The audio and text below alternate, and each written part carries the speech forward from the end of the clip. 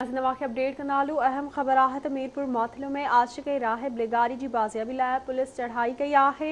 4 ॼणा गिरफ़्तार कया विया आहिनि। ॻोठाणनि एहतजाज कयो आहे। बिल्कुलु नाज़रीन, अहम ख़बर ते पहुचाई पिया। ॻोठाणनि इल्ज़ाम हणियो आहे त पुलिस बिना जवाज़ ॻोठ ते चढ़ाई करे 4 ॼणनि खे गिरफ़्तार कयो आहे।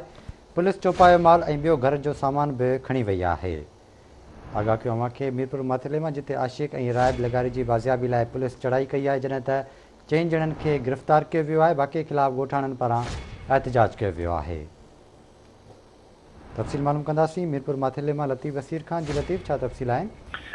जी बिल्कुल, गुज़िरियल शाम जो मीरपुर मोहतले थाणे जी हद में कंडेर शाख सां 2 ॼणा अगवा थिया, जंहिंमें आशिक़ ऐं राहिब उहे लिगारी। उन खां पोइ घोटकी जे 15 थाणनि जी पुलिस ॻोठ अबुल गढ़ी ते चढ़ाई कई आहे, जिथे पिण पुलिस पारां उते बख़्तरबंद गाॾियूं ऐं पुलिस मोबाइलूं ॻोठ खे खड़ो चाढ़े वेठियल आहिनि। उन खां पोइ 4 ॼणा पिण गिरफ़्तार कया विया आहिनि ऐं ॻोठाणनि इहो एहतजाज बि कयो आहे। इल्ज़ाम हयो आहे त पुलिस बिना जवाज़ ॻोठ ते चढ़ाई कई आहे। इहो चयो आहे त असांजा जेके 4 माण्हू आहिनि, वाहिद बख्श, मोहम्मद आसिफ ऐं मोहम्मद इसाक़ खे पुलिस गिरफ़्तार करे खणी गुम करे छॾियो आहे।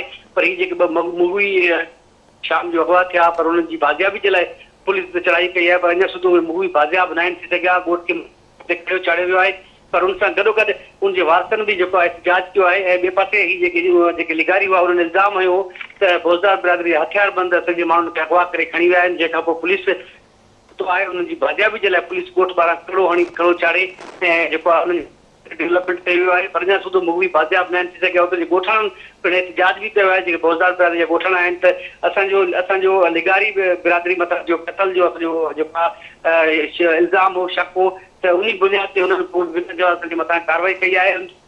फौजदार कंडेर शाख मां जो लाश आहे, उनजो इल्ज़ाम लिगारियुनि ते हो, पर उन बावजूद ही कार्रवाई कई आहे, गलत कई आहे। तफ़सील खां आगाह करण लाइ